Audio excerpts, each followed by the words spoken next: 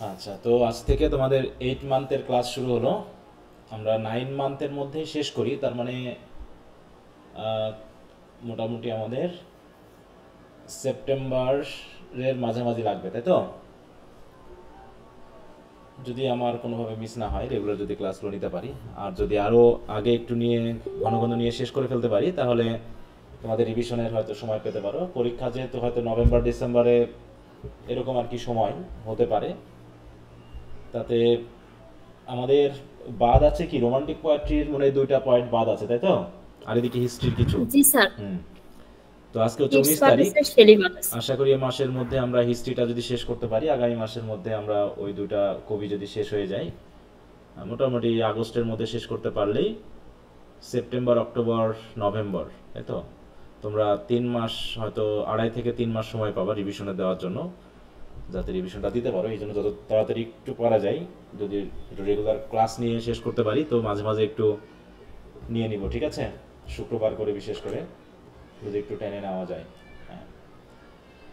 আচ্ছা, তো স্যার হ্যাঁ বলো। স্যার আজকে ক্লাস করতে হবে স্যার, হচ্ছে অনেক বৃষ্টি হচ্ছে, কারেন্ট নাই। আর এমবি স্যার অল্প আছে, ওয়াইফাই নাই, কারেন্ট নাই তো। আচ্ছা ঠিক আছে, সমস্যা নেই। তোমার যদি অসুবিধা হয় তুমি লিভ নিতে পারো, কিন্তু রেকর্ড ক্লাসটা একটু দেখে নিবা। স্যার 2 ঘন্টা ধরে বৃষ্টি পড়তেছে নন স্টপ। আচ্ছা, বুঝতে পেরেছি। আচ্ছা ঠিক আছে, সমস্যা নেই। ওকে। হুম। Okay sir. আচ্ছা, তো আমরা ছিলাম হচ্ছে নিও ক্লাসিক্যাল পিরিয়ডের মধ্যে, তাই না? নিও ক্লাসিক্যাল পিরিয়ডকে কয়টা ভাগে ভাগ করা হচ্ছিল জানো? দুইটা স্যার। 2টা, তাই তো? প্রথমটা কি ছিল? Augustan age. The age of Pope অথবা অগাস্টান এইজ, সেটা আমরা মোটামুটি শেষ করেছি। শেষ করার পর আমরা মোটামুটি আবার ডক্টর জনসনের নামও এইজ ছিল, কিন্তু কল্যাণার্থ উইলিয়াম জে লংয়ে ও দুটাকে একসাথে আলোচনা করেছে। পরবর্তীতে আমরা যেটাতে ঢুকছি সেটা হচ্ছে কি রোমান্টিসিজমের শুরুর দিকে, তাই না? এরকম একটা বিষয়ে কিন্তু আমরা এসে গেছি। তার মানে আমরা রোমান্টিক এজের মধ্যে প্রবেশ করব আজকের পরে সম্ভবত। তো দেখি কতদূর কি হয়। আর উইলিয়াম জেলংয়ের বইয়ে মডার্ন এজটা নাই।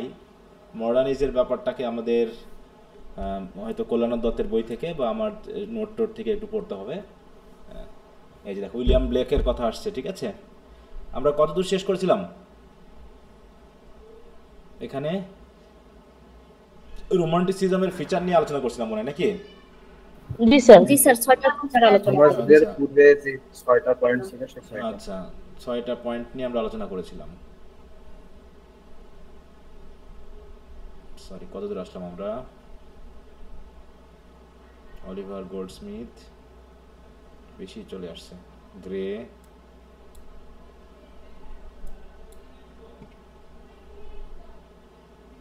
স্টিল, এটা তো স্টিলে। স্যামুয়েল জনসন, পিডিএফ থেকে যাওয়া ঝামেলাই।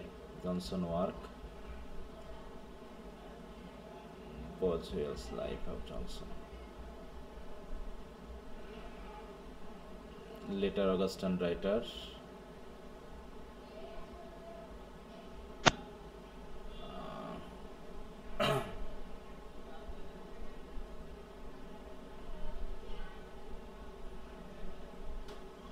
এইখান এটা আমরা পড়েছিলাম।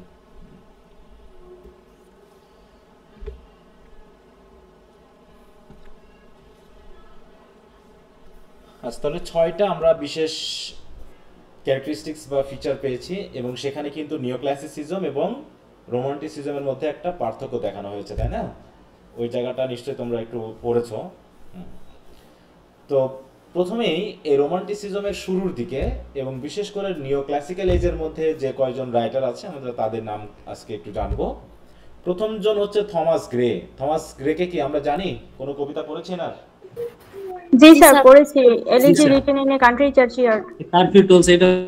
হ্যাঁ, সেই কবিতারই দেখো একটা দেওয়া আছে। প্রথম শুরুর দিকে লাইনটা দেওয়া আছে। তাহলে আমরা এলিজি পড়েছিলাম, তিনি একজন এলিজি রাইটার। হ্যাঁ, এবং বিশেষ করে দেখো তো নিও ক্লাসিক্যাল পিরিয়ডে কিন্তু আমরা যে রাইটারদের পেয়েছি তারা কিন্তু কমন পিপল দিয়ে নিয়ে কোনো লেখা লেখেনি। কিন্তু থমাস গ্রে কি করেছেন? গ্রামের অশিক্ষিত, তাই তো, এবং অমার্জিত মানুষদের নিয়ে লিখছেন। এই প্রথম আমরা পাইলাম একজন রাইটারকে যিনি গ্রামের লোকজনকে দিয়ে লিখছে। আর এর আগে তুমি এমন কোনো রাইটার পাবা না যারা কমন পিপলদের কাছে নেমে এসেছে। কথা বুঝতে পেরেছো? তাই এখানে তিনি কি করেছেন বলতো? কমন পিপলদের পক্ষ নিয়ে গুণগান করেছেন, তাদের প্রেইজ করেছেন, গ্লোরিফাই করেছেন। আর যারা নিও ক্লাসিসিজমের যারা হাই সোসাইটির ছিল নাকি, যারা উঁচু সমাজের ছিল, অ্যারিস্টোক্রেটিক ছিল, তাদেরকে তিনি কি করেছেন বলতো? সমালোচনা করেছেন, তাই না? আচ্ছা, তো বলতে দেখো, the author of the famous elegy is the most scholarly and well balanced of all is romantic poets. দেখো, যত রোমান্টিক পোয়েট আছে, আর্লি রোমান্টিক পোয়েট যারা আছে, তাদের মধ্যে তিনি হচ্ছেন ফেমাস। হ্যাঁ, ওকে, তার ব্যক্তিগত জীবন নিয়ে আমরা খুব একটা পড়বো না, দরকার নেই। আচ্ছা, এই জায়গায় অবশ্য চার্চের বিষয়টা বলা আছে, যে চার্চ যে গ্রামে অবস্থিত, স্টক পোজেস, হ্যাঁ, যেখানে তিনি বসেই কিন্তু ওই যে এলিজিটা লিখেছেন আর কি। তো দেখো, works of Gray's letters published in 1775 are excellent reading and his journal is still a model of. দেখো, জার্নাল লিখেছেন তিনি, কিছু হয়তো লেটার্স লিখেছেন, অনেক লেটার, যেমন আমাদের রবীন্দ্রনাথের অনেকগুলো লেটার আছে, হ্যাঁ, ওইরকম তিনি লেটার লিখেছেন যেগুলো সাহিত্যের পর্যায়ে পড়ে আর কি। তবে বলছে, but it is to a small volume of poems that he owes his fame and his place in literature. কিন্তু তিনি কবিতা লিখেছেন খুবই কম। These poems divide themselves naturally into three periods in which we may trace the progress of Grace's emancipation from the classics rules. দেখো, হ্যাঁ, যে তার কবিতাগুলো পড়লে আমরা বুঝতে পারবো যে ক্লাসিক রুলস থেকে তিনি মোটামুটি একটু মুক্ত হয়ে স্বাধীনভাবে লেখি শুরু করেছেন। তো এই ভাগগুলো অতটা আমাদের দেখার দরকার নেই। বিশেষ করে তার কয়েকটা কবিতা আমরা একটু মনে রাখবো, যেটা আমরা পড়েছি already, elegy written a country churchyard. এটা হচ্ছে তার সেকেন্ড পিরিয়ডে লেখা, এবং এটা দেখে আমরা বুঝতে পারছি যে তিনি কমন পিপলদের নিয়ে মেনলি লিখেছেন। ঠিক আছে, এছাড়াও two other well known poems of this second period are Pindaric odes. তিনি পিন্ডারিক ওডস লিখেছেন। পিন্ডারিক ওডস, এই জায়গাটা তোমাদের একটু জানা উচিত। দেখো, the progress of poesy and the bard, এই কবিতাগুলো খুব একটা মনে না রাখলেও চলবে, কিন্তু এইখানে একটা বিষয় রয়েছে, সেটা হলো পিন্ডারিক ওড। এটা অনেক সময় ব্রিফ কোশ্চেন হিসাবে আসতে পারে। পিন্ডারিক ওড সম্পর্কে কি আমরা এর আগে জানছি বলো তো? না স্যার, না স্যার। আমরা ওড সম্পর্কে জানিস, তাই তো? ওই ওডে এবিসি পড়লে তোমরা পিন্ডারিক ওড কিন্তু পাবা, যে পিন্ডারিক ওডটা কি জিনিস। দেখো, পিন্ডার নামে একজন ব্যক্তি আছেন, গ্রিক পয়েট, ঠিক আছে তো? দেখো, অ্যানশিয়েন্ট গ্রিক পয়েট পিন্ডার। তাহলে Pindaric ode is a type of lyric poem characterised by its complex structure, elaborate language and celebratory tone, originating from the works of ancient Greek poet Pindar. It follows a tripartite structure consisting of a strophe, antistrophe এবং epode, এরকম কিছু ইয়া আছে। often used to praise, দেখো, আসসালামু আলাইকুম sir, victories, heroic deeds and significant events। আচ্ছা, আসসালামু আলাইকুম দিয়েছো। ওয়ালাইকুম আসসালাম। আচ্ছা, তুমি কিছু বলতে যাচ্ছ? হ্যাঁ, দেখো, এখানে মেইনলি অরিজিনটা কেমন, তাহলে পিন্ডারিক ওড লিখেছেন কে? তার নাম কি? Greek poet Pindar. হ্যাঁ, পিন্ডার। এবং এখানকার স্ট্রাকচারটা কি? এখানে তিনটা স্টেপে আছে স্ট্রাকচারের, তাই তো? বলছে কি, it follows a tripartite structure consisting of a strophe, antistrophe এবং এপোড। এগুলো কি জিনিস দেখো? বলছে স্ট্রফি আর অ্যান্টিস্ট্রফি, এইগুলো কি জিনিস? আমরা স্ট্রফি দেখো,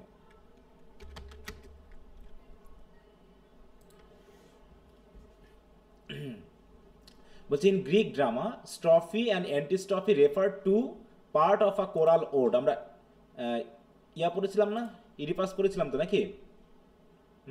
জি স্যার। জি স্যার। হ্যাঁ, জি স্যার। তাহলে স্ট্রফি হচ্ছে কি? The first section of a choral ode in Greek tragedy. তার মানে এরকম একটা ওড, দেখো, কোরাল ওড মানে কোরাসদের গাওয়া, often accompanied by the chorus movement across the stage from right to the left. In some context it can refer to a stanza or a verse, দেখো, paragraph in a poem. তাহলে আমরা এখানে mainly যেহেতু poem দিক থেকে দেখতেছি, তাহলে স্ট্রফি হচ্ছে একটা স্টেঞ্জা বা একটা verse, paragraph in a poem. আর অ্যান্টিস্ট্রফি হচ্ছে the second part of a choral ode, second part. তাহলে এটা যদি পোয়েমের দিক থেকে দেখি তাহলে কেমন হয়? দেখো ইট অফেন্স mirror the structure and metre of the strophe creating a sense of balance and response.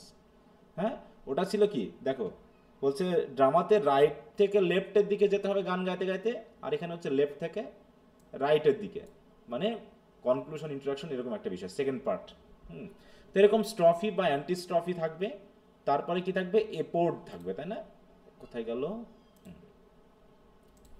দেখি এখানে বলা হচ্ছে এপোর্ড। এপোর্ডটা কি জিনিস? This is a concluding stanza with a different length and metrical pattern often sung when the chorus is stationary. তাই তো, কোরাসরা দাঁড়িয়ে গাইবে।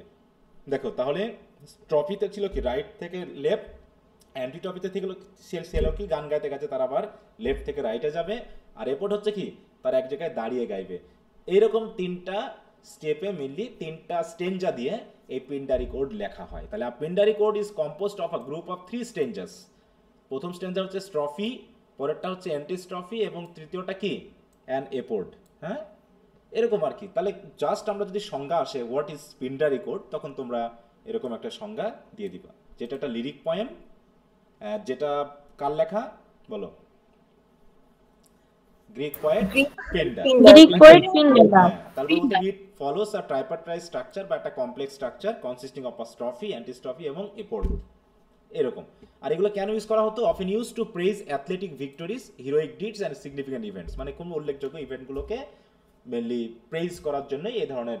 তৎকালীন সময়ে যেহেতু এটা গ্রিক রাইটার, তাই না, অ্যানশিয়ান গ্রিক রাইটার, তার মানে তখন তো হিরোইজমের একটা ব্যাপার ছিল, হিরোদের প্রশংসা করা হতো, হয়তো সেই তাদের প্রশংসায় এই বোর্ডগুলো লেখা হতো।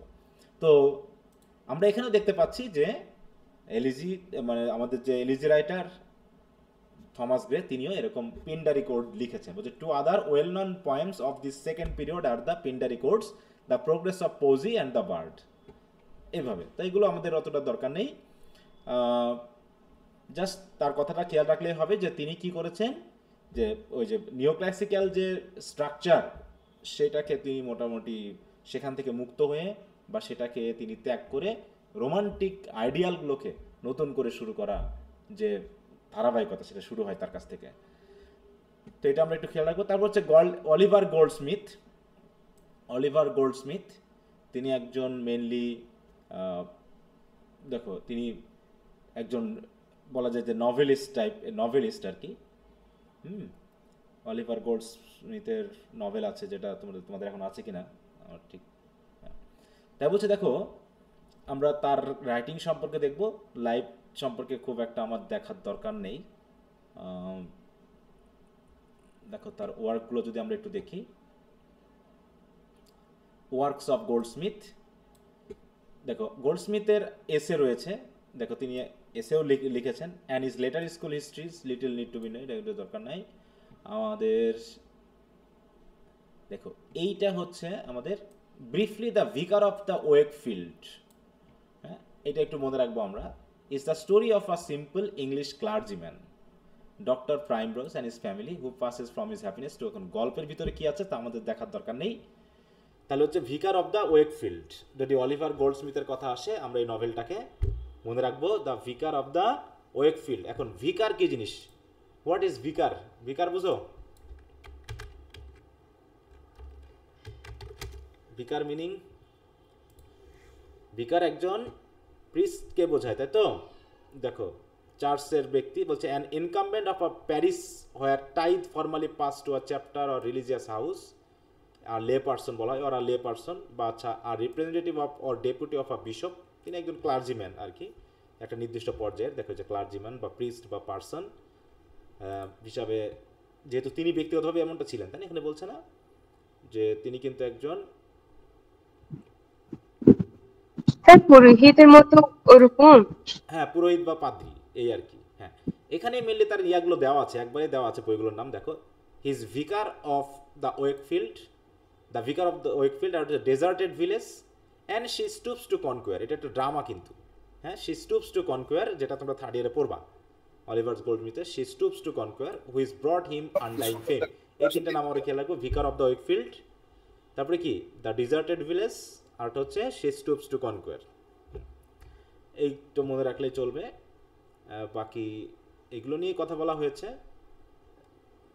কারণ ভিতরে গল্প কাহিনীগুলো এনেছে। দেখো ছোট ছোট বিষয়, এখন যেহেতু লেটার রোমান্টিক এজের রাইটারগুলো, তাহলে আমরা দুজনের নাম পেলাম তাই না? এখানে প্রথম জনকে পাইলাম এলিজি, রিটেন কান্ট্রি চার্জ ইয়ারের রাইটার থমাস গ্রে, আরেকজন হচ্ছে কি অলিভার গোল্ডস্মিথ, তার vicar of the Wakefield, she stoops to conquer অথবা দ্য ডিজার্টেড ভিলেজ, তাই তো? এগুলো একটু খেয়াল রাখবা নামগুলো।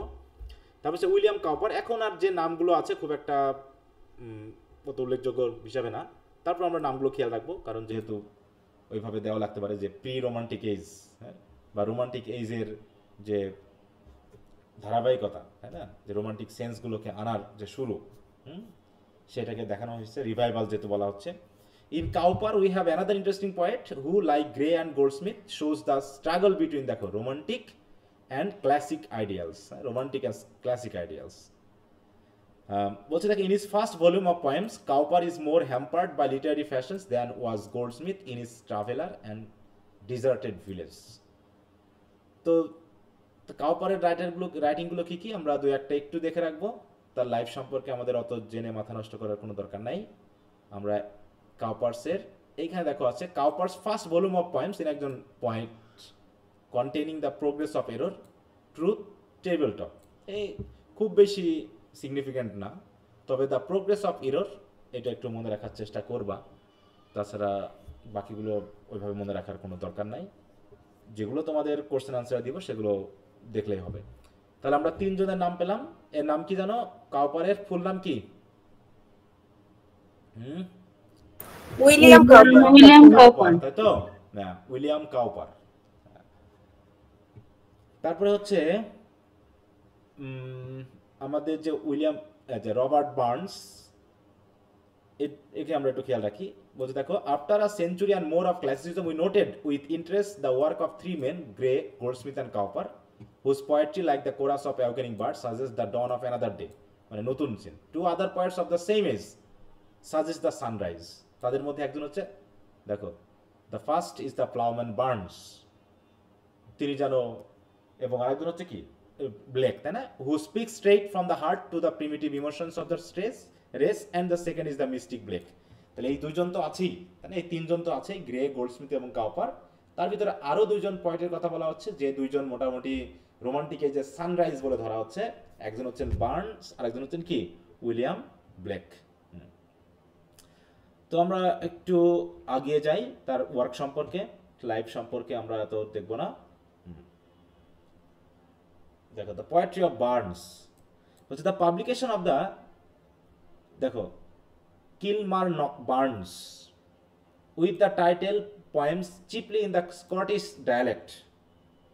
পোয়েমের নাম, হ্যাঁ, title, with the title poems chiefly in the Scottish dialect marks an epoch in the history of English literature, like the publication of Spencer Shepherd's Calendar. হ্যাঁ, স্পেন্সার কোন এজে ছিলেন বলো তো? স্পেন্সার, এডমান্ড স্পেন্সার,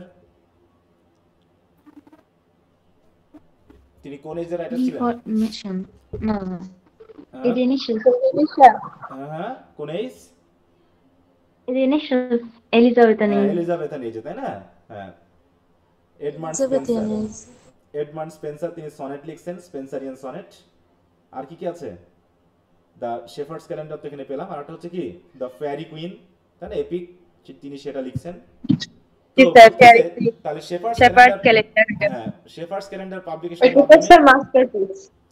ইংলিশ সাহিত্যে যেমন একটা নতুন যুগ সৃষ্টি হয়েছিল, তেমনি বার্নসের এই যে poems chiefly in the Scottish dialect, এটার মাধ্যম দিয়ে ইংরেজি সাহিত্যে একটা নতুন যুগ শুরু হলো। কিভাবে? দেখো, after a century of cold and formal poetry, প্রায় 100 বছর, হ্যাঁ, cold and formal poetry neoclassical এইজে লেখার পর মানুষজন কি হলো? Relieved only by the romanticism of Gray and Cowper. তাহলে কাউপার এবং গ্রের, তাই তো, যে রোমান্টিক আইডিয়াল বা রোমান্টিক পোয়েম বা রাইটিং থেকে মোটামুটি মুক্ত হয়ে মানুষজন রোমান্টিক, তাই তো, যে আইডিয়াল নিয়ে লেখা শুরু করছে।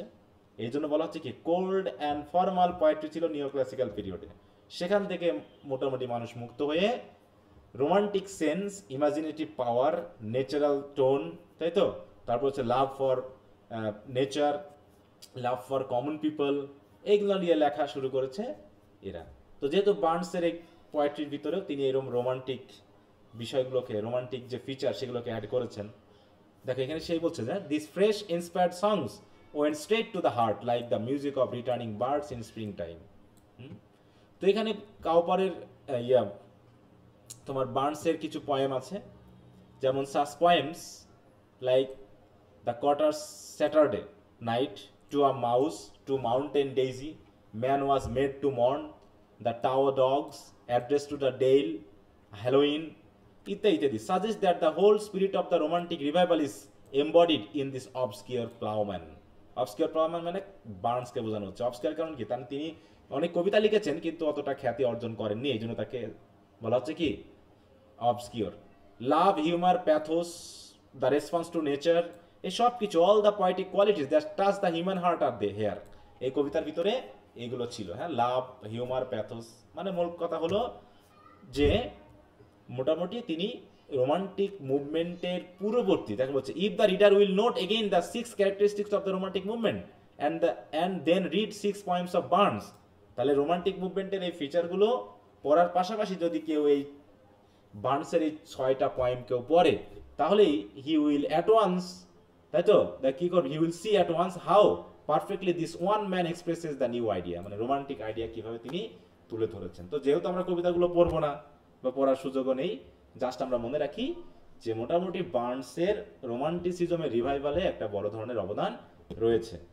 আর তার এইটা আমরা একটু খেয়াল রাখবো, তার এই বিশেষ করে এই যে পয়েম কালেকশনটা, নামটা কি বলতো? হিস্ট্রির প্রধান সমস্যা হলো অনেক নাম থাকবে, ঠিক আছে? তো পড়তে পড়তে কিছুটা ঠিক হয়ে যাবে, কারণ অনেক নাম থাকবে, তার ভিতরে বাদ পড়তে পড়তে দেখবা যে মেজর নামগুলো অটোমেটিক তোমার মাথায় কিন্তু এসে যাবে কয়েকবার পড়লে। তার নামটা কি? Poems chiefly in the Scottish dialect, নাকি? ডায়ালেক্ট মানে কি? ডায়ালেক্ট বলতে আমরা কি বুঝি বলতো? উপভাষা। হ্যাঁ, উপভাষা। আঞ্চলিক স্থানীয় যে ভাষাগুলো, সেই ভাষায় লেখা পয়েমগুলোকে বোঝানো হচ্ছে। তার মানে তিনি ওই ভাষায় লিখছেন, মানে কমন পিপলদের ভাষায় লিখছেন, তার মানে কমন ল্যাঙ্গুয়েজ এসেছে, এখানে কোনো ফর্মাল ল্যাঙ্গুয়েজ তিনি আনেননি।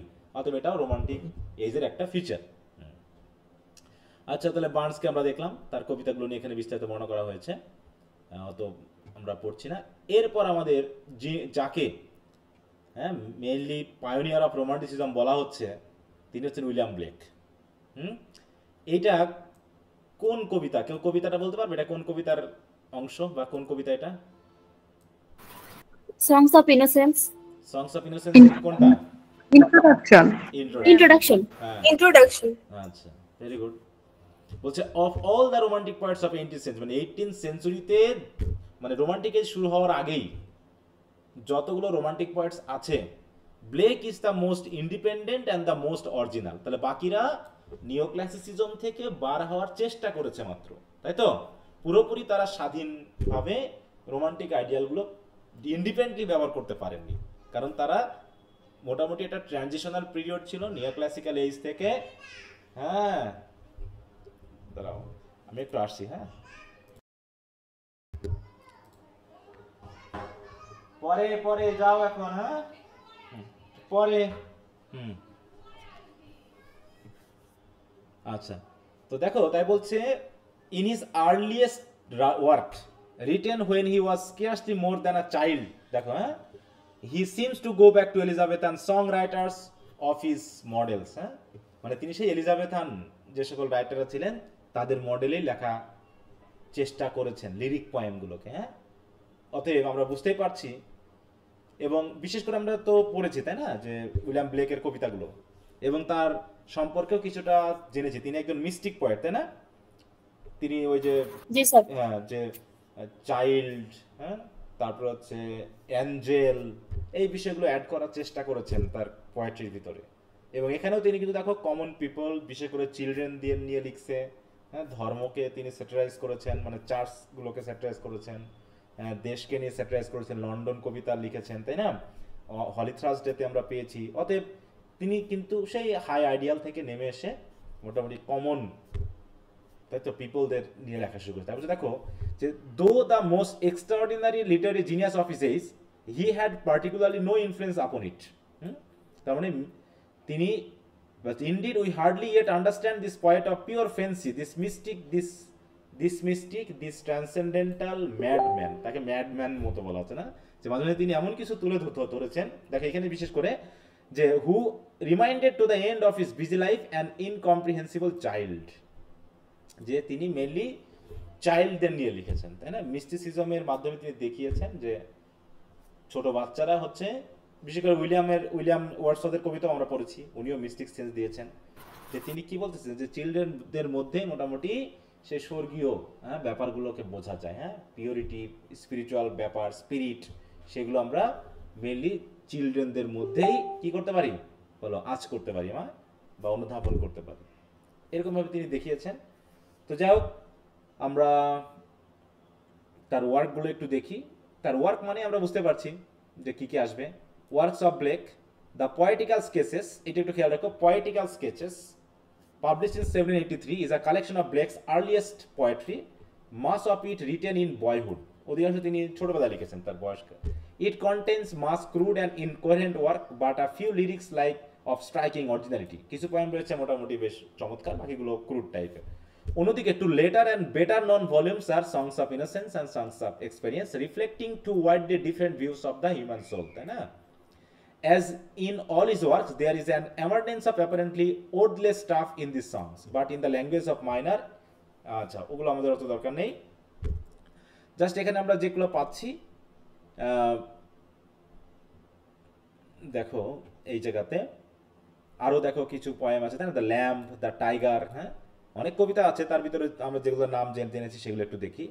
হ্যাঁ, তাহলে এছাড়াও লঙ্গার পয়েমস বলছে অফ ব্লেকস লঙ্গার্স পয়েমস, আরও পয়েম আছে লঙ্গার, যেমন ম্যারিজ অফ হেভেন অ্যান্ড হেল, এগুলো অবশ্য তোমার ওই সংস অফ ইনোসেন্স বা সংস অফ এক্সপিরিয়েন্সেই আছে আর কি, এই কবিতাগুলো। তো এগুলো হচ্ছে to read any of this work casually is to call the author a madman, মানে কি দেখো যদি আমরা পড়ি তাহলে তাকে ম্যাডম্যান বলে মনে হবে। To study them remembering Blake songs and his genius is to quote softly his own answer to the child who walks about the land of dreams, হ্যাঁ, মনে হবে যেন ছোট বাচ্চার মতো করে লিখছে, এবং তার অধিকাংশ কবিতাগুলো ওই ছোট বাচ্চা রিলেটেড, ঠিক আছে? তো দেখো এখানে এমনকি বিশেষ করে marriage of heaven and hell, marriage of heaven and hell, এটা দিয়ে কি বলতে যাচ্ছে বলো? তারপর তিনি ফ্রেঞ্চ রেভলিউশন নিয়ে লিখছেন কবিতা, French revolution, the vision of the daughters of Albion, হ্যাঁ, এছাড়া তিনি জেরুজালেম নিয়ে লিখছেন, মিল্টনকে নিয়ে লিখছেন। এগুলো দিয়ে কি বোঝাচ্ছে যে ধর্মীয় ব্যাপারটা আসছে না তার ভিতর বলো তো? এখানে এই কবিতার নামগুলো দেখি আমরা একটা ধর্মীয় সেন্স পাচ্ছি, তাই না?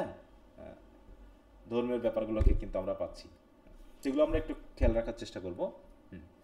বিশেষ করে সংস অফ ইনোসেন্স অ্যান্ড এক্সপিরিয়েন্স, এগুলোকে আমরা একটু বেশি করে খেয়াল রাখবো। এরপর হচ্ছে minor poet's of the revival. তাহলে এ পর্যন্ত আমরা মেজর যে কয়জন পয়েট পেলাম, those who contributed to the revival of romanticism, প্রথম জন কে ছিল বলো তো? Thomas Gray, থমাস গ্রে, তারপর Oliver Goldsmith, William Cowper, Cowper, Robert Burns, William Blake, তাই তো? এই যে পাঁচজনের নাম আমরা পেয়েছি, হ্যাঁ, এই পাঁচজনের ভিতরে সবচেয়ে, হ্যাঁ, William Blake, কাকে বলা হচ্ছে রোমান্টিসিজমের রিভাইভালের সবচেয়ে বড় অবদান রাখছে কে? উইলিয়াম Blake, হ্যাঁ, William Blake. Okay, minor point যেগুলো আছে সেগুলো নিয়ে দেখো, বলছে we have chosen the 5 preceding points Gray, Goldsmith, Cowper, Burns and Blake as the most typical and the most interesting of the writers who proclaimed the dawn of romanticism in the 18th century. With them we associate a group of minor writers, আরো কিছু minor writers আছে যেগুলো হচ্ছে যেমন James Thomson, ইনি কি বলছেন, belongs among the pioneers of romanticism. কারণ কি, like Gray and Goldsmith he wavered between pseudo classic. দেখো গ্রে এবং গোল্ডস্মিথ মোটামুটি ক্লাসিসিজম এবং রোমান্টিসিজমের মধ্যে ওঠানামা করছিলেন। এই জেমস থমসনেরও একই ব্যবস্থা, তিনি টোটালি ইন্ডিপেন্ডেন্টলি রোমান্টিক আইডিয়াল নিয়ে লিখতে পারেননি এরকম।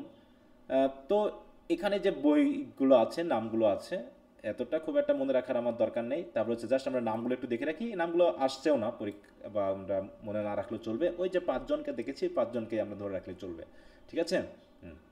এখানে খুব মেজর তেমন কোনো নাম নেই যেগুলো খুব মনে রাখার মতো। থমাস চ্যাটারটন দরকার নেই, থমাস পার্সি।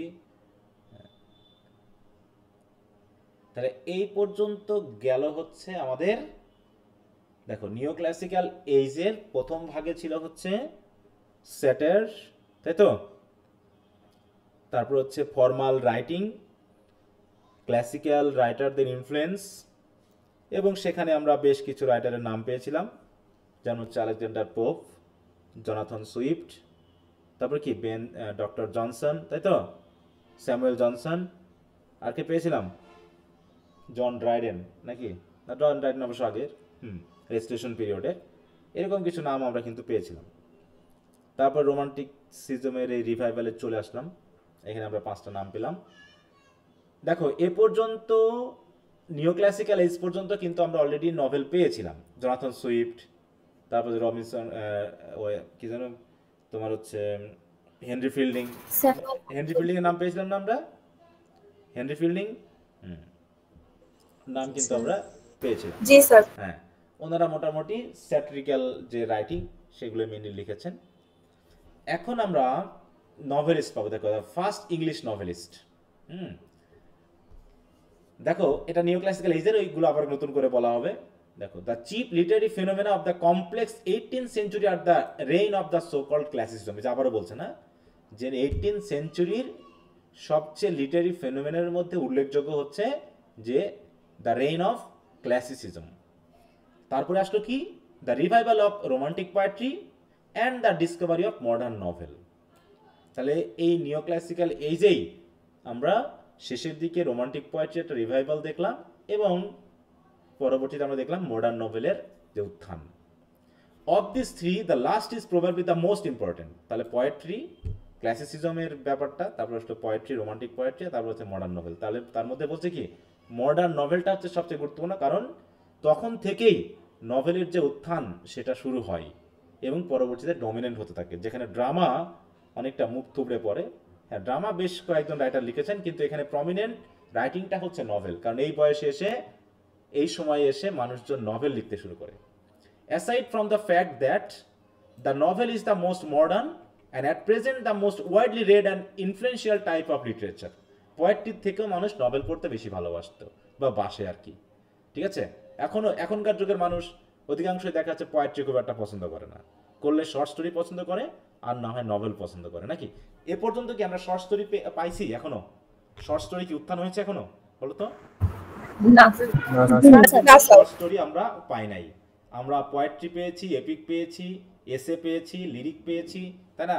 তারপর হচ্ছে এদিকে আমরা পাইলাম কি মক এপিক পেয়েছি, ড্রামা পেয়েছি, কিন্তু এবং শেষে এসে এইদিকে আমরা নভেল পেলাম, কিন্তু শর্ট স্টোরি এখনো আসেনি।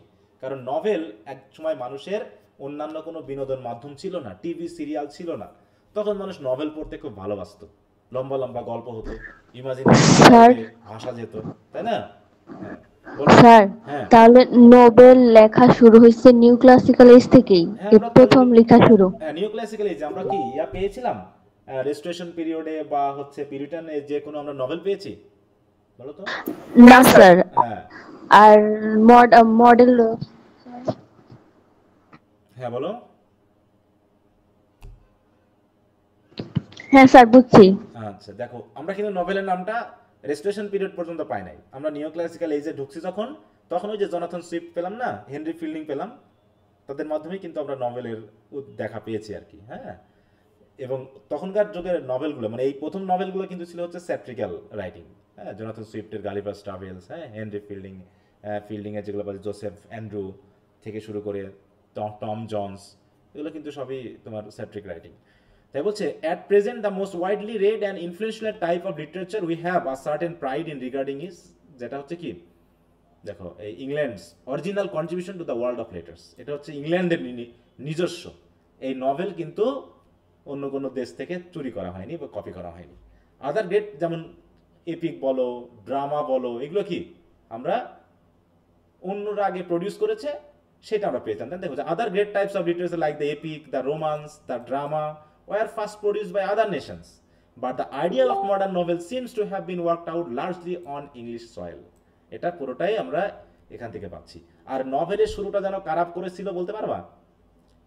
মডার্ন নভেলের একটা ধারাবাহিকতা কারা দিয়ে গেছে বলতে পারবা? এসেইস ছিলেন দুইজন। Samuel Richardson. না না না না না, ওটা তো পরবর্তীতে আসছে।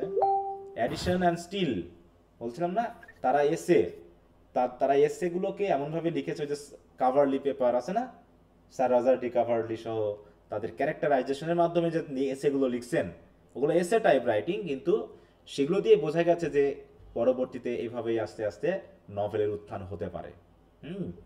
তাই বলছে যে তাহলে and in the number and the fine quality of our novelist, England has hardly been rivaled by any other nation. মানে এত সুন্দর সুন্দর তার নভেলিস্ট ছিল এবং এত সংখ্যায় ছিল যে মানে নভেলিস্ট রাইভাল মানে প্রতিযোগী হওয়ার মতো কেউ অন্য কোনো নেশন নেই।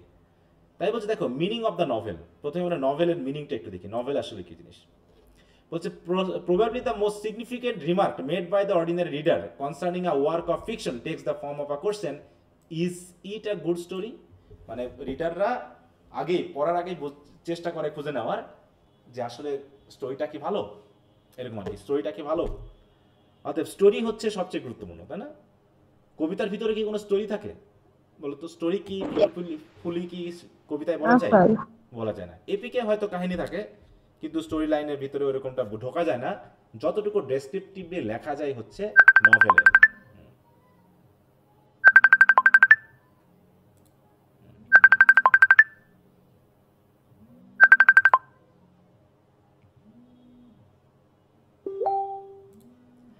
আচ্ছা, বলতে দেখো এই জায়গাতে the story element is there for essential to the novel. সবচেয়ে গুরুত্বপূর্ণ বিষয় হলো স্টোরি এলিমেন্ট, স্টোরিটা। But where the story originate is impossible to say. Story কোথা থেকে আসবে, কীভাবে বলতে হবে? যেমন আমরা এপিক যেগুলো পড়েছি, মানে ওডিসি, ইলিয়াড, ওগুলো এপিক, কিন্তু ওখানে স্টোরি ছিল, কিন্তু ওখানে স্টোরির মানে ক্যারেক্টারাইজেশন বা ক্যারেক্টারদের ফিচার বাদে ন্যাচারাল যে ডেসক্রিপশনগুলো আছে, হ্যাঁ, একটা এলাকাকে বর্ণনা করার যে ব্যাপারগুলো আছে, ওগুলো কিন্তু অত সুন্দরভাবে বর্ণনা করা যায় না কবিতার মাধ্যমে।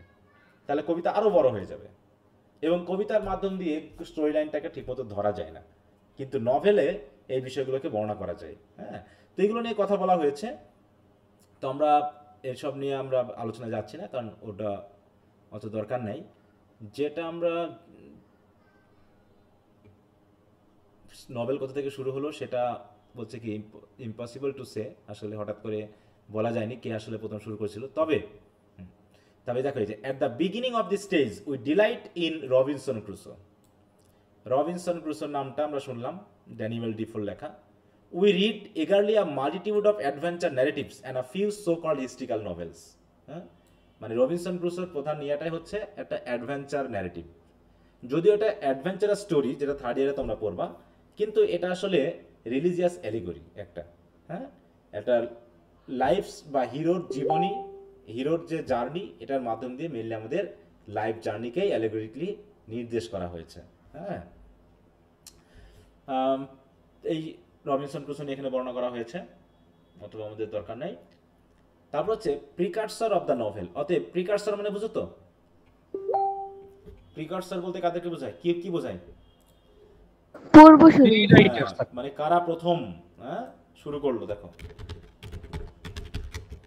প্রিকার্সর, দেখো হচ্ছে person or thing that comes before another of the same kind, মানে ফোরানার, যে পূর্বসূরি বা প্রেডিসেসর, ফোরানার বা ফাদার বা ফোর ফাদার বলা হয়। বলছে before the novel could rich is modern stage, মানে চেঞ্জ হতে হতে তো মডার্ন স্টেজে আসতে গিয়ে অনেক সময় লেগেছে। Of more or less sincere attempt to express human life and character, it had to pass through several centuries, almost imperceptible development। না হয়তো কেউ বুঝতেই পারেনি কবে শুরু হয়েছে।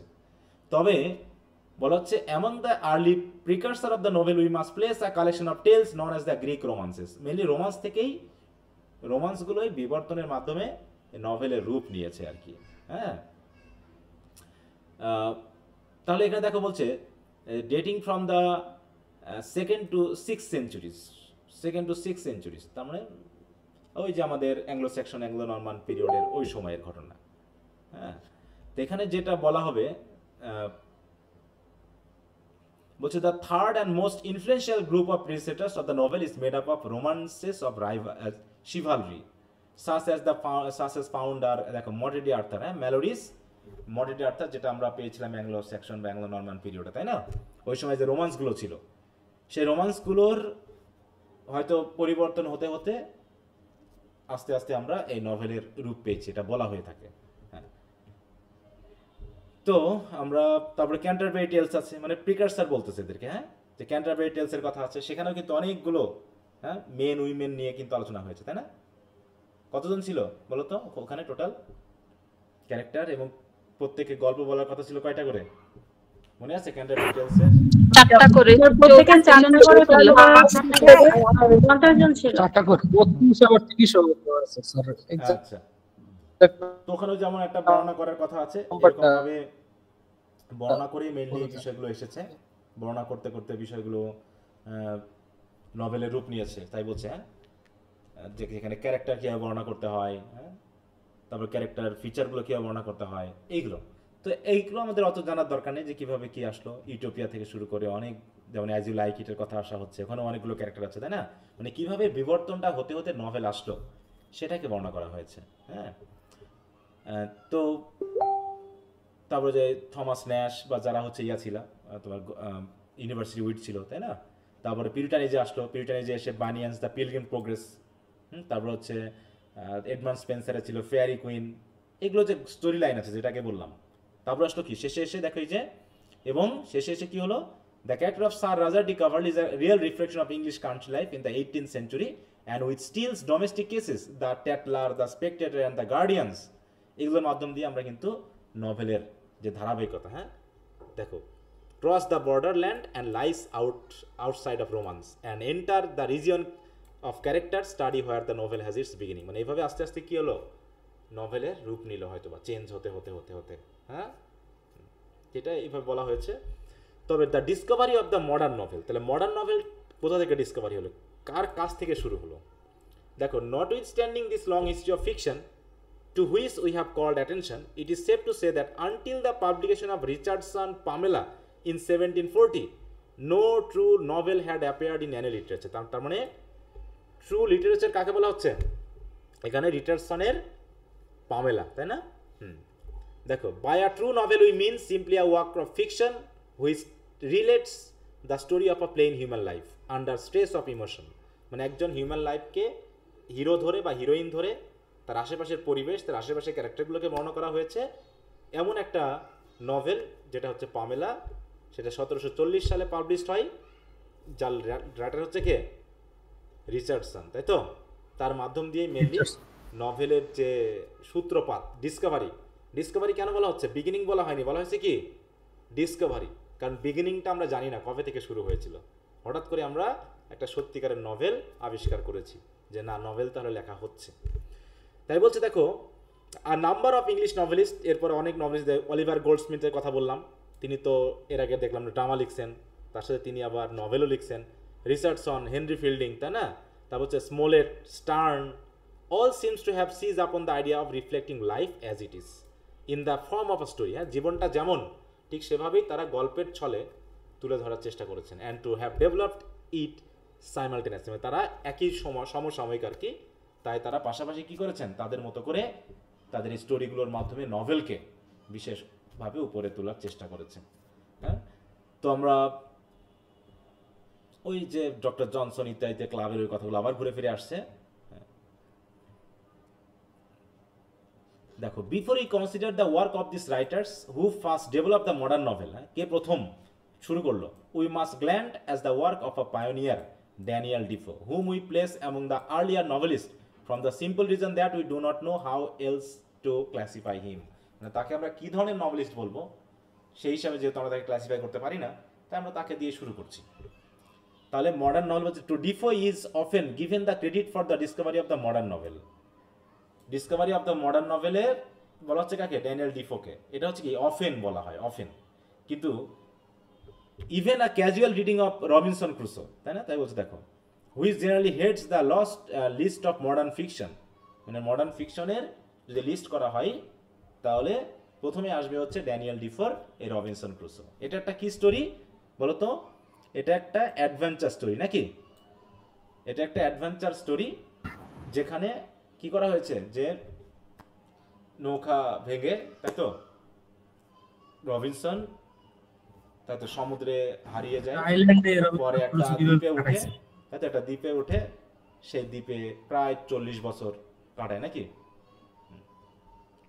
দিয়ে তারপরে সেখানে একটা মানে একটা রাজ্যই গড়ে তোলে তার নিজের মতো করে। হ্যাঁ, এখানে মোটামুটি অনেক কিছু অ্যালেগরিক্যালি নির্দেশ করা হয়েছে, সেগুলো পরে বুঝতে পারবে, এখন ওগুলো দরকার নেই। তাহলে রবিনসন ক্রুসোটা কার লেখা? হ্যাঁ,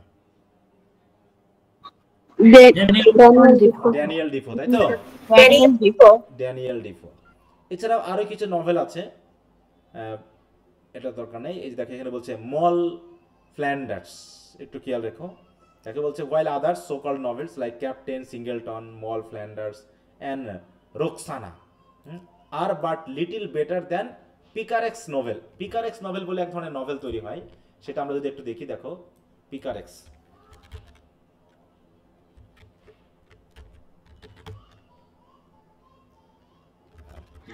স্যার এগুলো হচ্ছে মনে হয় অ্যাডভেঞ্চারাল স্টোরি।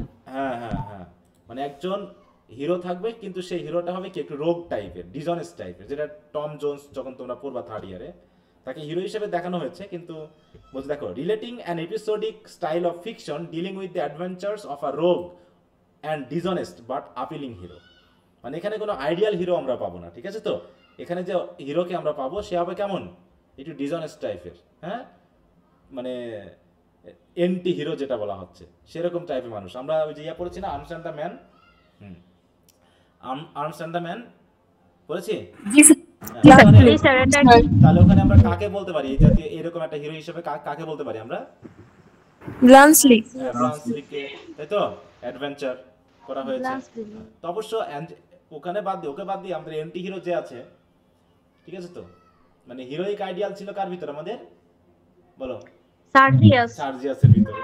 হ্যাঁ, ও একটু রোগ বা রাস্কেল টাইপের মানুষ, কারণ কখন কার সাথে প্রেম করতে হয় ঠিক নাই, এরকম আর কি। টম জোন্স অনেকের সাথে প্রেম করেছে, হ্যাঁ, অনেককে ছ্যাঁকা দিয়েছে ইত্যাদি ইত্যাদি, এরকম আর কি ক্যারেক্টারগুলো থাকবে, চুরি ডাকাতি থাকবে, হ্যাঁ, এই জাতীয়। তো তাই বলছে but a little better than picaresque stories with a deal of unnatural moralising and repentance. আচ্ছা যাও, in Crusoe, Defoe brought the realistic and adventure story, the adventure story, to a very high stage of the development. But his works hardly deserve to be classed as true novels. তাহলে তারটা adventure story বলা যাচ্ছে কিন্তু fiction বলা যাচ্ছে, কিন্তু novel হিসেবে তাকে বলা মুশকিল হয়ে যাচ্ছে, কারণ ট্রু নভেলস হিসেবে তাকে দেখানো যাচ্ছে না। আচ্ছা যাও, তার লাইফ আমরা পড়বো না। তাহলে ড্যানিয়েল ডিফোর আমরা যে নভেল পেলাম নামটা হচ্ছে কি? রবিনসন ক্রুসো নাকি? এই যে বলছে, হ্যাঁ, works of Defoe. At the head of the list stand Robinson Crusoe, one of the few books in any literature which has held its popularity undiminished for nearly 2 centuries. হ্যাঁ, যে গত কয়েক সেঞ্চুরিতে Robinson ক্রুসোর popularity একটুও কমেনি। হ্যাঁ, ঠিক আছে। ক্রুসোকে নিয়ে বর্ণনা করা হয়েছে ইত্যাদি, অত দরকার নেই। এখানে রবিনসন ক্রুসোর ব্যাপারটাই বেশি আসছে, আর দু একটা নভেল যেগুলো আছে এগুলো একটু খেয়াল রাখবে, ক্যাপ্টেন সিঙ্গেলটন, মল ফ্ল্যান্ডার্স, রোকসানা, এই কয়েকটা নাম একটু খেয়াল রাখলে চলবে। এরপর হচ্ছে স্যামুয়েল রিচার্ডসন। হ্যাঁ, স্যামুয়েল রিচার্ডসন কি নাম পেলাম জানো? তার একটা নভেলের নাম, ট্রু নভেল বলা হচ্ছে তাকে, পামেলা। হ্যাঁ, পামেলা, তাই না?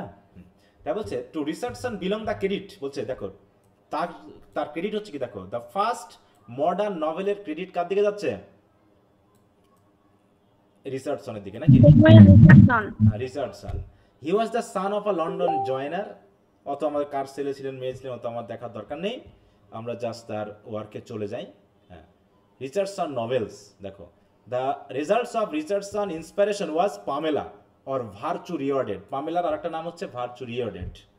An endless series of letters telling the trials, tribulations and final happy marriage of a too sweet young maiden, published in 4 volumes extending over the years 1740 to 1741। এই পুরো তাই তো 1 বছর বা 2 বছর ধরে এটা লেখা হয়, পাবলিশ করা হয় ওই ধরনের সেই ম্যাগাজিনগুলোতে। হ্যাঁ, এবং বলছে it is chief fame lies in the fact that it is our first novel in the modern sense এটাকে ফার্স্ট নোভেল বলা হচ্ছে। Aside from this important fact viewed solidly as a novel, it is sentimental, grandiloquent মানে হচ্ছে অনেক প্যাঁচালো, ঘুরিয়ে ফিরিয়ে অনেক কাহিনী, and wearisome. Its success at the time was enormous and Richardson began another series of letters, ঠিক আছে তো, এবং which occupied his leisure for the next 6 years। The result was Clarissa the history of a young lady, মানে Clarissa দেখো মেয়েদের নিয়ে, মেয়ে নাম অধিকাংশই, পাবলিশ ইন 8 ভলিউমস দেখো, এবং 8টা ভলিউম রয়েছে, বিশাল ব্যাপার, অনেক মোটা বই। হ্যাঁ, 1742 1748 this was another and somewhat better sentimental novel and it was received with immense enthusiasm. এইভাবে মোটামুটি তিনি লিখছেন। তাহলে পামেলা ভার্চু রিওয়ার্ডের নাম, Clarissa the history of a young lady, এইভাবে। তাহলে হচ্ছে ট্রু মডার্ন নভেলের ক্রেডিট কার দিকে যাচ্ছে বলো? স্যামুয়েল রিচার্ডসন, তাই তো? ওকে। আর এই তো এই দুটো বই মেইনলি আমরা একটু দেখবো। তারপর চলে আসলো হেনরি ফিল্ডিং এর নামটা। দেখো হেনরি ফিল্ডিং এর নাম আমরা পড়তে যাচ্ছি না। তার সবচেয়ে ফিল্ডিংস ফার্স্ট নভেল হচ্ছে জোসেফ অ্যান্ড্রুজ। এটা হচ্ছে পিকারেক্স টাইপের novel. Was inspired by the success of Pamela. দেখো ইনি লিখছেন মেয়েদের নিয়ে, খেয়াল করো, রিচার্ডসন লিখছেন অধিকাংশ নাম হচ্ছে কি মেয়েদের নিয়ে, ঠিক আছে তো? সেখানে মেয়েকে হিরোইন হিসেবে দেখানো হয়েছে, মেন ক্যারেক্টার হিসেবে দেখানো হয়েছে। আর হেনরি ফিল্ডিং করেছে কি জোসেফ অ্যান্ড্রু নামে একটা ছেলের ক্যারেক্টার দিয়েছে। হ্যাঁ, and began as a burlesque of the false sentimentality and the conventional virtues of Richardson heroine. দেখো হ্যাঁ, যে রিচার্ডসনের হিরোইনদের ভার্চু দেখাতে গিয়ে তিনি কি করেছেন, তিনি হিরোকে দেখো, he took for his hero the alleged brother of Pamela. তাহলে পামেলার ভাইকে তিনি হিরো হিসাবে গ্রহণ করে জোসেফ অ্যান্ড্রু লিখছেন, ঠিক আছে তো নভেলের নাম। Who was expose to the same kind of temptation, হ্যাঁ, who instead of being rewarded for his virtue was unceremoniously turn out of doors. তাকে দেখো, তাকে বলা হয়েছে কি সে একজন, তাহলে পামেলাকে ভার্চুয়াস বলা হয়েছে, ভার্চু রিওয়ার্ডেড বলা হয়েছে, কিন্তু একই ধরনের ক্যারেক্টার এই হয়তো বা জোসেফকে দেওয়া হয়েছে, কিন্তু জোসেফকে একজন মানে ম্যাডম্যান হিসেবে দেখানো হয়েছে। দেখো হ্যাঁ, মানে সৎ মানুষ। আমরা দেখো একটু খেয়াল করো, আমরা পৃথিবীতে পুরুষ হিসাবে কাদেরকে মানে মানি বা ভালো বলি? যারা একটু চালাক চতুর হয়, তাই না? চালাক চতুর হয়, সব কিছু মানিয়ে চলতে পারে, এইরকম। আর যারা একটু স্ট্রেট ফরওয়ার্ড হয়, সরাসরি সত্য কথা বলে, তাদেরকে আমরা একটু মানে ওই কি বাঁকা চোখেই দেখি, তাই না?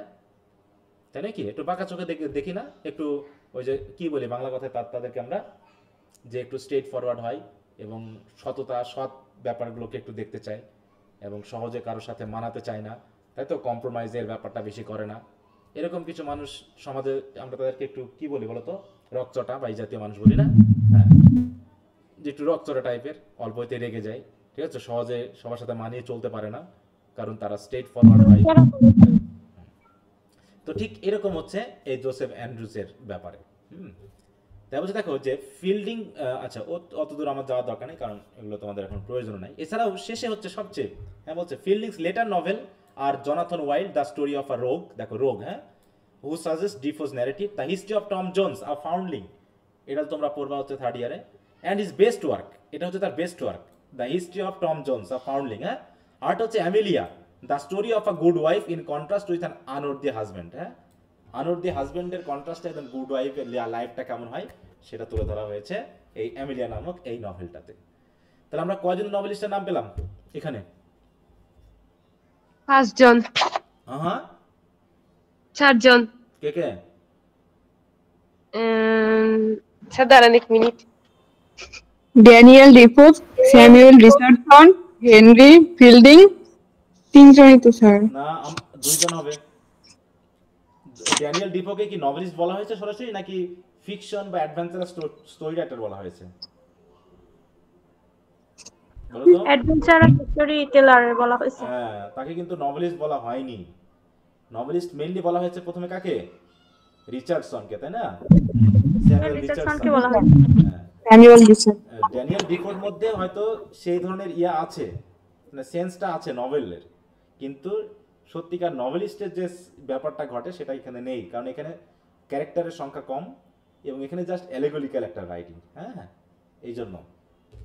ওকে, তাহলে হেনরি ফিল্ডিংকে দেখলাম। তারপর হচ্ছে স্মোলেট অ্যান্ড স্টার্ন, এইগুলো অতটা খুব একটা বেশি উল্লেখযোগ্য নাম না। তারপর আমরা নামগুলো একটু খেয়াল রাখবো। তাদের দেখো হিজ 3 বেস্ট নন ওয়ার্কস আর রোডেরিক র্যান্ডম, দেখো Peregrine Pickle and Humphry Clinker. এগুলো অতটা খুব বেশি গুরুত্বপূর্ণ না। দেখো যেমন হচ্ছে বেন জনসনের every man in is humoristic অনেকটা লেখাগুলো, এগুলো নিয়ে বর্ণনা করা হয়েছে, আমরা ওটাতে যাব না। The first novelist and their work. এইবার দেখো the first novelist and their work. তাহলে এ পর্যন্ত আমরা মোটামুটি 2 জনকে পেয়েছি। তারপরে দেখো এখানে যেটা বলছে, with the publication of Goldsmith ভিকার Wakefield in 1776 the first series of English novels came to a suitable close of his work. দেখো তার মানে কি, ভিকার অফ দ্য ওয়েকফিল্ড এটা অলিভার গোল্ডস্মিথের লেখা। আচ্ছা, অলিভার গোল্ডস্মিথের একটা ড্রামা বললাম, নামটা কি বলতো? একটা ড্রামার নাম বলেছিলাম, মনে আছে? She stoops to conquer, হ্যাঁ মনে আছে? ভিকার অফ দ্য ওয়েকফিল্ড এটাও কিন্তু ছিল এই নামের সাথে। জি স্যার। শুনতে পাচ্ছ? জি স্যার। জি স্যার।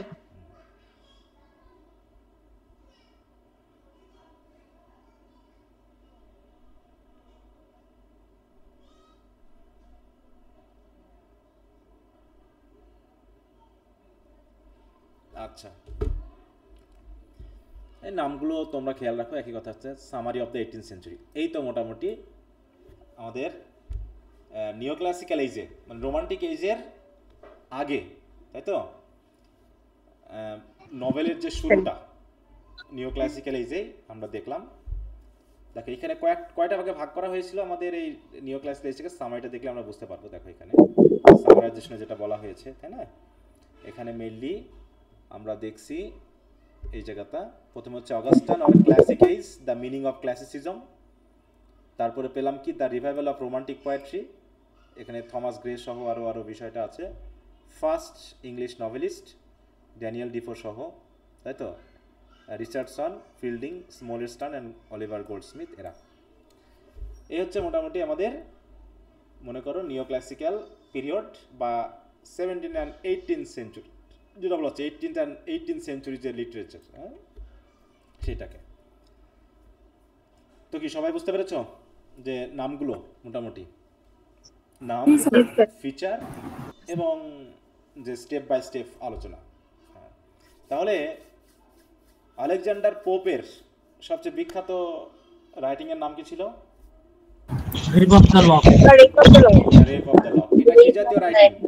এটা কি জাতীয় রাইটিং? স্যাটার, mock epic. হ্যাঁ, এটা তো স্যাটার, তো অবশ্যই স্যাটার তো কোনো নির্দিষ্ট রাইটিং না, ওটা হচ্ছে তোমার তার ফিচার যেটা, সেটা নভেলও স্যাটার হতে পারে, তাই তো? তারপরে পোয়েট্রিও স্যাটার হতে পারে, এসেও স্যাটার হতে পারে, এগুলো যেমন জোসেফ এডিসন অ্যান্ড স্টিলের লেখা যে এসেগুলো, ওগুলোও কিন্তু স্যাটার। তারপর হচ্ছে এর যে মক এপিক, এটাও একটা স্যাটার। জনাথন সুইফটের গালিভার্স ট্রাভেলস, এটাও একটা স্যাটার। হ্যাঁ, আচ্ছা। তারপর হচ্ছে আমরা তাহলে এখানে নভেল পেয়েছি, এখানে আমরা পোয়েট্রি পেয়েছি, তাই তো? আর হচ্ছে ফিকশন পেয়েছি। ফিকশনগুলোর মধ্যে আমরা নভেল বলতে পারছি না, কারণ বিশেষ করে এই যে জনাথন সুইফটের যে গালিভার্স ট্রাভেলস, এটাকে আমরা কিন্তু নভেল বলতে পারছি না, এটাও কিন্তু এক ধরনের অ্যাডভেঞ্চারাস স্টোরি, যেটাকে আমরা ফিকশন বলছি, তাই তো? Fictional stories. একইভাবে রবিনসন ক্রুসো যেটা ড্যানিয়েল ডিফোর, এটাকে আমরা নভেল বলছি না, বলছি কি ফিকশনাল স্টোরিজ বা ফিকশন, যেটা ফিকশন নামেই পাবো আমরা। তারপরে আমরা মেইনলি নভেল পাচ্ছি হচ্ছে রিচার্ডসনের পামেলা, তাই না? তারপর হচ্ছে জোসেফ অ্যান্ড্রু, হেনরি ফিল্ডিং এর। হ্যাঁ, আচ্ছা, রিচার্ডসনের আরেকটা বইয়ের নাম কি ছিল জানো? রিচার্ডসন পামেলার আছে আরেকটা, এই নামেই, মেয়েদের নামেই, বলো তো?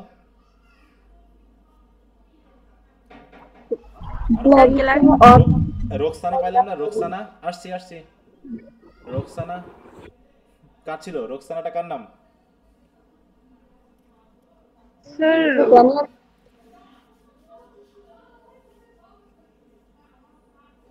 দেখো এই যেখানে শর্ট করে দেওয়া আছে কিন্তু, হ্যাঁ তোমরা একটু এগুলো দেখে নিবা। হ্যাঁ, যে নভেলিস্ট রোকসানা তো ড্যানিয়েল ডিফোর লেখা। Daniel Defoe. Moll Flanders, Roxana, Daniel Defoe, তাই না? আচ্ছা, তা এবার হচ্ছে দ্য এজ অফ রোমান্টিসিজম। এখান থেকে মোটামুটি আমাদের শুরু হবে রোমান্টিসিজমের পড়াটা। তো আজকে একটু পড়াটা আমাকে রাখতে হচ্ছে, হ্যাঁ, আমার বাসায় কিছু গেস্ট আসছে গ্রাম থেকে, ওরা আছে, ডাকতেছে ওখান থেকে, তো আজকে একটু শেষ করছি। তো যতটুকু পড়ানো হলো এগুলো একটু পড়ে দেবা, আর আমি কিন্তু প্রশ্ন উত্তরগুলো দিয়ে দিচ্ছি, হ্যাঁ। ইতোমধ্যে কতদূর দেওয়া হয়েছে? রেজিস্ট্রেশন পিরিয়ড পর্যন্ত দিয়ে দিয়েছি মনে হয়, নাকি? জি স্যার। দুটো পড়ে নিবা। আর এখানে তো পড়তে দেওয়া হয়েছে 20 জুলাই পর্যন্ত, হ্যাঁ, ব্রিফ, শর্ট এবং broad questions of Renaissance period, এগুলো কিন্তু পড়ে শেষ করবা। আচ্ছা স্যার এইবারে হ্যাঁ বলো। হিস্ট্রি কি একেবারে শেষ করে যাবেন নাকি কোন পর্যন্ত পড়িয়ে যাবেন? হিস্ট্রিটা মোটামুটি আমি চেয়েছিলাম যে শেষ করে দিয়ে যাব, হ্যাঁ, হিস্ট্রিটাকে, বুঝতে পেরেছো? জি স্যার, শেষ। হিস্ট্রিটাকে একবার শেষ করে দিয়ে যাব, কারণ আর আছে 2টা এজ, তাই না? সরি 3টা এজ আছে এখনো, রোমান্টিক এজ, ভিক্টোরিয়া, যা লাগুক এ মাসের মধ্যে, 24 তারিখ তো, আগামী 10-12 দিনের মধ্যে আশা করি শেষ হয়ে যাবে, ঠিক আছে? মূল কথা হলো যাতে আমাদের আগস্টের মধ্যেই যদি সম্ভব হয় আমরা মোটামুটি শেষ করে দিব, দিয়ে রিভিশনটা শুরু করতে হবে, ঠিক আছে? রিভিশনে কমপক্ষে 2.5-3 মাস একটু সময় না নিতে পারলে ভালো করা যাবে না। এই জন্য যেহেতু আমি এগুলো দিয়ে দিয়েছি সেগুলো তো তোমরা পড়বাই, যাতে রিভিশনের সময় আমাদের আরো একটু সহজ হয়, ঠিক আছে? একটু সময় দাও, এখন বেশি বেশি করে সময় দাও, কিন্তু ফার্স্ট ইয়ার এবং সেকেন্ড ইয়ার যদি ভালো রেজাল্ট না করা যায় তাহলে কিন্তু বিপদ আছে।